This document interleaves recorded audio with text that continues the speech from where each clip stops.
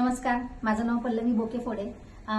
मी प्रभाग क्रमांक 38 मध्ये राहते. एक उद्योजिका आहे आणि सगळ्यात महत्त्वाचं म्हणजे ज्या एरियात मी राहतीये गेली 15 वर्ष झालं, तर मी इथले जे स्थानिक नगरसेवक आहेत आपले श्री प्रकाश भाऊ कदम, तर यांना मी लहानपणापासून पण पाहत आली आहे आणि मी या एरियात जशी राहायला आले तेव्हापासून पण मी त्यांचं काम पाहत आलेली आहे.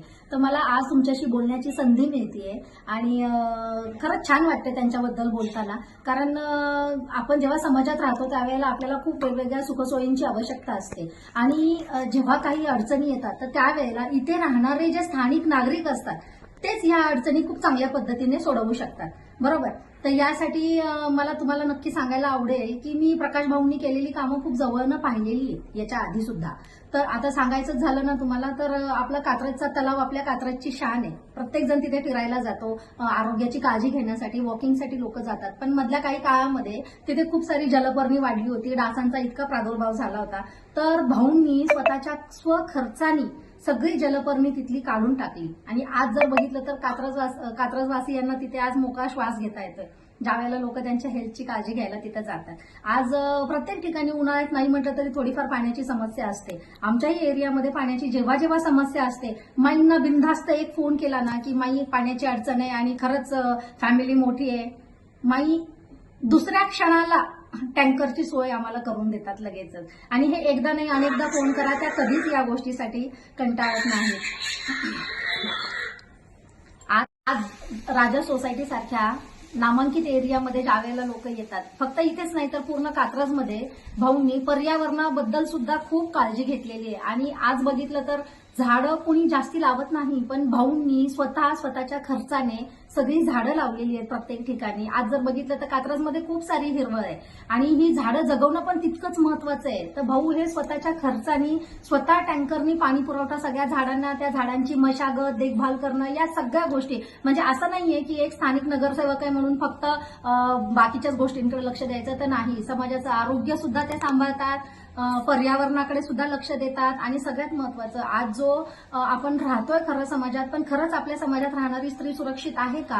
आता मध्यंतरी दिल्लीचं जे बलात्कार प्रकरण झालं होतं त्यावेळेला किती मोठा स्त्रियांच्या सुरक्षिततेचा प्रश्न ऐरणीवर आला होता. तर त्यावेळेला भाऊंनी कात्रज एरियामध्ये आपल्या 2,500 ते 3,000 महिलांना जवळपास स्वतःच्या स्वसंरक्षणासाठी धडे देण्यासाठी एक छान शिबिर पण राबवलेलं होतं. आणि ही खरं तर काळाची गरज आहे आता. आणि मला असं वाटतं की या सगळ्या गोष्टी, महिलांचं सक्षमीकरण म्हणा, त्यांनी स्वतःचं संरक्षण कसं करायचं, या खरंच गोष्टींची गरज आहे. आणि एक जर स्थानिक नगरसेवक तुम्हाला इतकं छान प्रोत्साहन देतो तर नक्कीच आपल्याला हे लक्षात ठेवलं पाहिजे. आणि दुसरी गोष्ट, हा प्रभाग इतका मोठा असल्यामुळे आपल्या प्रभागामध्ये जे 5 उमेदवार आहेत त्याच्यामध्ये श्री प्रकाश भाऊ कदम आहेत आहे. तर आपल्या प्रभागामध्ये आता 5 उमेदवार जे उभे राहिलेले आहेत त्याच्यामध्ये आपले प्रकाश भाऊ कदम आहेत, सारिका फाटेताई आहेत, दत्तात्रय धनकवडे आहेत, सीमाताई बेलदरे आहेत आणि स्मिताताई कोंडरे पण उभ्या राहिलेल्या आहेत, बरोबर. तर आपण सगळेजण सुज्ञ नागरिक आहोत, कोण काय करतं हे आपल्याला माहिती आहे, बरोबर.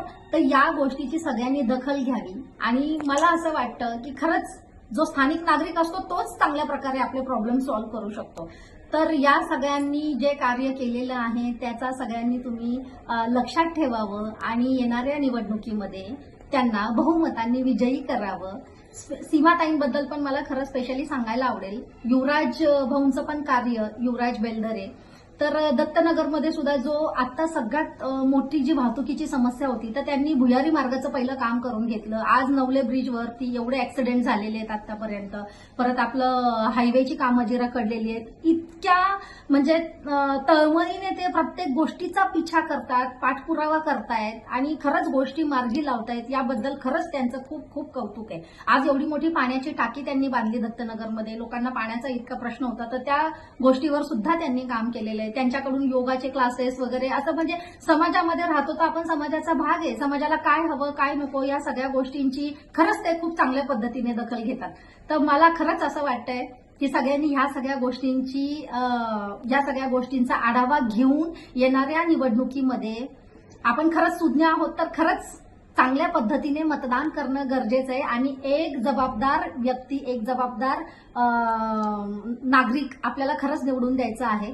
तर नक्कीच मी पण असणारच आहे, तर तुम्ही पण या.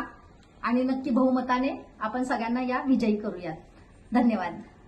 मध्ये प्रकाश भाऊंनी तर एवढी मदत केली की आंबेगाव ते कोंढवा या भागामध्ये सर्व रिक्षावाल्यांना त्यांनी किट वाटप केले.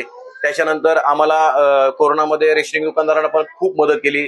त्यांनी त्यांच्या राष्ट्रवादी काँग्रेस पार्टीकडून अन्नधान्याची अवेलेबिलिटी करून दिली आणि लोकांना त्यांच्यातर्फे फ्री वाटप केलं.